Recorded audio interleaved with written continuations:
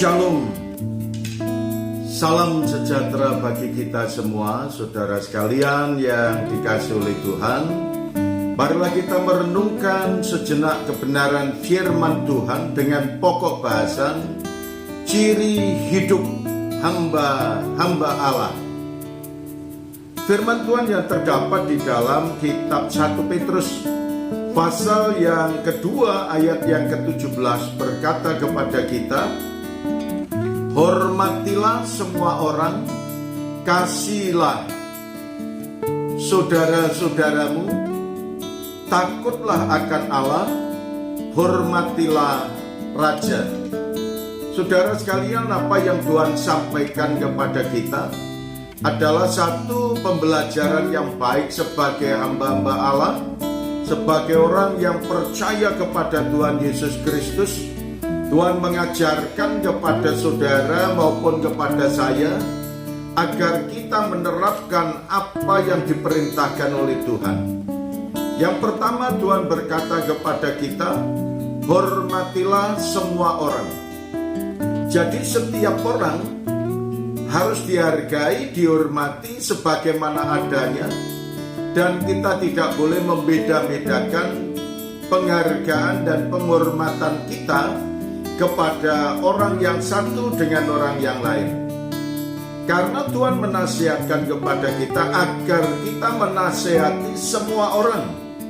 Dan Tuhan tidak berkata hormatilah orang kaya saja, hormatilah si miskin, hormatilah orang yang berpangkat tinggi, dan hormatilah orang yang rendah. Nah, semuanya ini Tuhan sampaikan kepada kita bahwa mereka itu adalah orang-orang yang perlu dihargai, orang-orang yang perlu dihormati.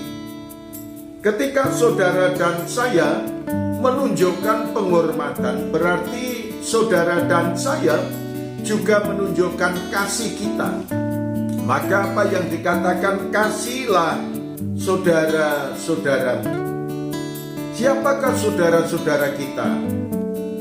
Kalau saudara dan saya merenungkan kebenaran firman Tuhan, saudara kita bisa orang yang sekandung, saudara-saudara kita bisa family, saudara-saudara kita bisa orang-orang yang terdekat. Dan bahkan ada ungkapan dalam bahasa Jawa, dulur sing paling cedhak, dulur sing akrab sing paling cedhak yaitu tonggo dewi. Nah, ini saudara kita itu sebenarnya, kalau yang jauh siapa? Tidak mungkin kita akan, kalau misalnya sakit lalu cari yang jauh. Tetapi tetangga yang paling dekat itu adalah saudara kita. Demikian pula Tuhan juga mengajarkan pada kita, orang yang bisa menghargai, menghormati, dia menunjukkan kasihnya. Dan orang yang bisa menghormati dan mengasihi, mereka adalah orang-orang yang taat dan takut kepada Allah, menjalankan perintah Tuhan dengan sebaik-baiknya, sehingga dia mampu untuk melakukan perintah-perintah Tuhan dengan sebaik-baiknya. Perintahnya dilakukan, perintahnya ditaati, perintahnya terus dijalankan dengan baik.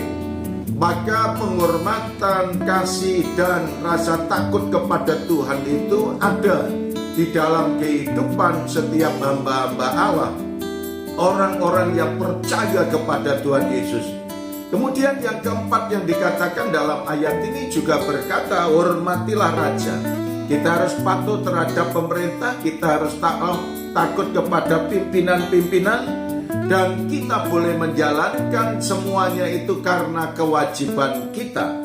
Demikian pula dalam kitab 1 Tesalonika pasal yang kelima ayat yang ke-12, firman Tuhan berkata kepada kita, kami minta kepadamu saudara-saudara, supaya kamu menghormati mereka yang bekerja keras di antara kamu, yang memimpin kamu dalam Tuhan dan yang menegur kamu. Kita memberikan apresiasi, menghormati kepada pemimpin-pemimpin kita, sehingga ketika ketaatan, mengasihi dan menghormati kita lakukan dengan baik, kita mampu untuk menghormati siapa saja.